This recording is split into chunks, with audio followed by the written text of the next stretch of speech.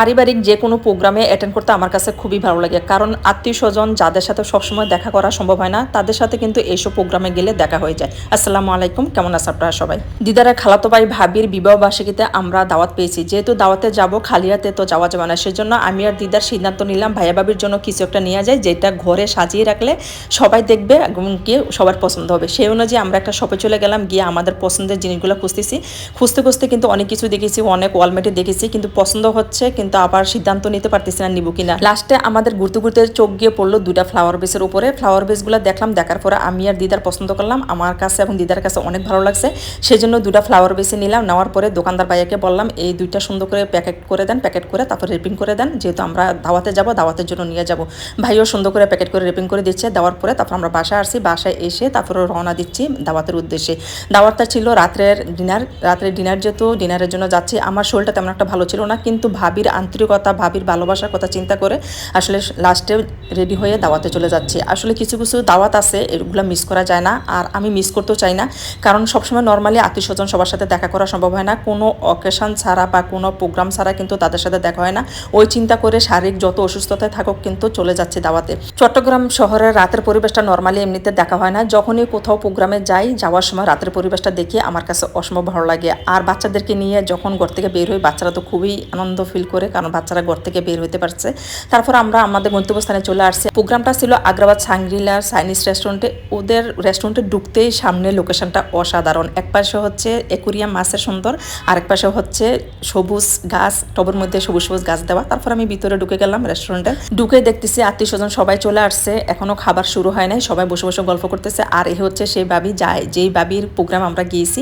ভাবির সাথে একটু হাই হেলো দিলাম, দেওয়ার পরে তারপরে ভিতরে আরেকটা পাশে স্টেজ করছে, ওই পাশে চলে গেলাম। ওই পাশে গিয়ে দেখতেছি সবাই বসে বসে গল্প করতেছে। আর এ হচ্ছে ভাইয়া, যার প্রোগ্রামে আমরা গেছি। ভাইয়ের সাথে হাই হেলো দিলাম, সালাম বিনিময় করলাম। করার পর তারপরে চলে গেছি যেই স্টেজ করা হয়েছে স্টেজটা দেখার জন্য। মাশাআল্লাহ অনেক সুন্দর একটা স্টেজ করছে, যেহেতু ভাইয়া ভাবির 40তম বিবাহ বার্ষিকী সে উপলক্ষে একটা স্টেজ করেছে, কেক কাটা হবে সেখানে। স্টেজ দেখার পর তারপর চলে গেছি ভিতরে, যারা আছে পরিচিত সবার সাথে একটু হাই হেলো দিলাম। এখানে আমার নানি শাশুড়ির বাড়ির আত্মীয় স্বজন সবাই আসছে, যেহেতু প্রোগ্রামটা হচ্ছে দিদারের খালাতো ভাইয়ের প্রোগ্রাম, সেই হিসাবে দিদারের নানির বাড়ির সবাই আসছে। আমাদের এই সমাজে কিছু কিছু সম্পর্ক আছে বিলুপ্ত হয়ে যায় যোগাযোগের কারণে, কিন্তু আমি আমার শ্বশুর বাড়িতে গিয়ে দেখলাম এই সম্পর্কগুলো না কখনো বিলুপ্ত হওয়ার নয়, কারণ এখানে সবাই সবার সাথে খুবই একটা ভালো যোগাযোগ ব্যবস্থা আছে, সবাই সবার সাথে আসলে দেখা করে হাই হেলো দেয়। আর এটা কারণ হচ্ছে একমাত্র আমাদের মতো মহিলারা যারা আছে তাদের কারণে। আমরা মহিলারা যদি চাই শ্বশুরবাড়ির সবার সাথে যোগাযোগ রাখবো, তাহলে কিন্তু ছেলেরা আরও উৎসাহিত হয়, ছেলেরা কখনো নিষেধ করে না, সম্পর্কটা আরও মজবুত হয়।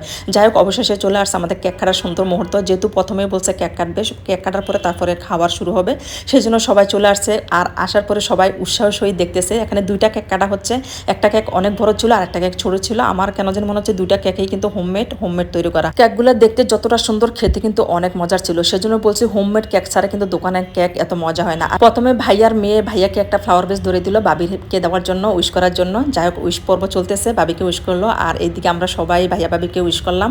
আর এটা হচ্ছে ভাবির ছেলের বউ, আর এটা নাতি, আর এটা হচ্ছে ছেলে। ভাইয়া ছিল কাস্টম সুপারিনটেন্ডেন্ট রিটায়ার্ড পারসন এখন। ভাবি হচ্ছে নিউ মার্কেটে লিবার্টি যে ফালুদার একটা দোকান আছে ওটার মালিক। আর ভাইয়ার ছেলে হচ্ছে প্যাসিফিক জিন্সের ম্যানেজার। ছেলের বউ হচ্ছে গাইনি ডক্টর, সাজেস্কোপে আছে চিটংয়ে। আর এটা হচ্ছে মেয়ে হচ্ছে ঢাকা প্রাইভেট ইউনিভার্সিটি আইইউবির টিচার। যাই হোক, ওদের ভাইয়াদের সুন্দর একটা পরিচয় দিলাম। আলহামদুলিল্লাহ সুন্দর একটা ফ্যামিলি।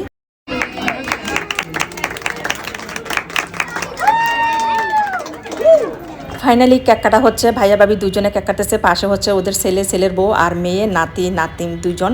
আলহামদুলিল্লাহ ওদের কেক কাটাকাটি পর্ব চলতেছে, আমরা সবাই পাশে থেকে ওদেরকে উইশ করতেছি। আর প্রথম কেকটা কাটার পরে তারপর দ্বিতীয় কেকটাও কাটতেছে, কেটে তারপর সবাইকে খাওয়াই দিচ্ছে। আলহামদুলিল্লাহ আমার দেখা সবচেয়ে সুন্দর কাপেল হচ্ছে ভাইয়া ভাবি। ওদের হ্যাপিনেস, ওদের চলার মুহূর্তগুলো দেখলে আমরা আসলে উৎসাহিত হই, অনুপ্রাণিত হই। ভাইয়া ভাবির একসাথে পথ চলা হচ্ছে 40 বছর যাচ্ছে, কিন্তু ওদেরকে দেখলে মনে হয় না ওরা যে একসাথে 40 বছর আছে। ওদেরকে দেখলে মনে হয় ওদের লাইফ মাত্র শুরু হচ্ছে। আলহামদুলিল্লাহ এইভাবেই ওরা পথ চলতেছে। যাই হোক, এখানে কেক কাটার পরে তারপর সবাই চলে আসছে, একটু ফটোশ্যুট করতেছে, ভিডিও ক্যাপচার করতেছে, আমিও ওইটা অংশীদার হলাম। তারপর ওই পর্বটা শেষ করে তারপর চলে গেছে খাওয়ার পর্ব শুরু হয়ে গেছে। একটু টেবিলটাও দেখলাম কে কি খাচ্ছে আর খাবার আইটেম আইটেমগুলো কী ছিল। খাবার আইটেমগুলো যেহেতু সেট মেনু ছিল, বুফে দেয় নাই। আমার কাছে বুফে দিলে কিন্তু ভালো লাগে না, খাবার নষ্ট হয়। যেহেতু সেট মেনু দিয়েছে, খাবারটা নষ্ট হবে না, খাবারটার কোয়ালিটিও ভালো থাকবে, সেই অনুযায়ী কিন্তু আমার কাছে অনেক ভালো লাগছে। আর এ হচ্ছে আমার মেজবাসুর ওয়াইফ, ওরাও আসছে, ওরা একটু লেটে আসছে, ওদের সাথে একটু হাই হ্যালো দিলাম, সালাম বিনিময় করলাম, করার পরে তারপর আমি আবার চলে আসছি ভাবিকে একটু কেক খাওয়াই দেওয়ার জন্য। যেহেতু ভাবিকে অনেক বেশি পছন্দ করি, সেজন্য ভাবিকে একটু কেক খাওয়াই দিয়ে উইশ করলাম। যাক আলহামদুলিল্লাহ, এই সুন্দর মুহূর্তগুলো আমার কাছে আজীবন স্মৃতি হয়ে থাকবে। ভাইয়া হচ্ছে দিদারের মেজো খালার ছেলের ওয়াইফ ভাবি। আর দিদারের খালারা হচ্ছে 6 জন, আর মামা হচ্ছে 3 জন। 6 খালার মধ্যে 4 খালায় মারা গেছে, মামা 3 জনে মারা গেছে, আর আমার শাশুড়ি আছে, শাশুড়ির ছোট বোন আছে। যাই হোক আলহামদুলিল্লাহ, ওদের জন্য দোয়া করবেন সবাই, যেন আল্লাহ ওদেরকে নেক হায়াত দান করে। তারপর খাবারের পর্ব শুরু হয়ে গেছে। প্রথম দিয়েছে সোপ আর অন্তন, আর তার সাথে দিয়েছে কেক ছোট ছোট পিস করে। যাই হোক আলহামদুলিল্লাহ, প্রথম পর্ব খাওয়ার চলতেছে। আর ইও গেছে কেক আনার জন্য, যেহেতু আমার মেয়ে অনেক পছন্দ করে কেক, সেজন্য। আর ছেলে বসে আছে, ছেলে কিছু খাচ্ছে না, তাকে জোর করে এক পিস আসলে অন্তন খাওয়াই দিলাম। নাস্তা করা শেষে ভাতের পর্ব শুরু হয়ে গেছে। যেহেতু দেরি হয়ে গেছে, প্রায় 11টার কাছাকাছি হয়ে গেছে, সেজন্য ভাত দিতে আর দেরি করে নেই। ভাতের মধ্যে ছিল ফ্রাইড রাইস ছিল, তারপরে হচ্ছে চিকেন ফ্রাই ছিল, দেশি মুরগি ফ্রাই, তারপর হচ্ছে ভেজিটেবল ছিল, কোল্ড ড্রিঙ্কস ছিল, পায়েস ছিল, বিফ কারি ছিল। যাক আলহামদুলিল্লাহ, খাবারটা অনেক মজার ছিল। খাবারের পর্ব শেষ করে তারপর আবার স্টেজে চলে আসছে, যেহেতু অনেকে স্টেজে আসতে পারে না, খাবার পর্ব শুরু হয়ে গেছিলো, সেজন্য যারা আসেনি তারা স্টেজে গিয়ে একটু ছবি তুলছে, ভিডিও ক্যাপচার করছে। তারপরে ভাইয়া ভাবি চলে আসছে খাবার টেবিলে খাবার জন্য, যেহেতু ভাইয়া ভাবি খানে, অনেকে খানে, তাদেরকে নিয়ে খেতে বসে গেছে। এই ছিল ভাইয়া ভাবির প্রোগ্রামে সুন্দর একটা মুহূর্ত। থ্যাংক ইউ সো মাচ ভাইয়া ভাবিকে এত সুন্দর একটা আয়োজন করার জন্য, আমাদেরকে ইনভাইট করার জন্য। 2 দিনের এই দুনিয়া, আজকে আছি কালকে নাই, তাই আমরা সবাই একটু চেষ্টা করবো আত্মীয় স্বজনের সাথে সুন্দর সম্পর্ক রাখতে, একটু হাই হ্যালো রাখতে, যোগাযোগ রাখতে।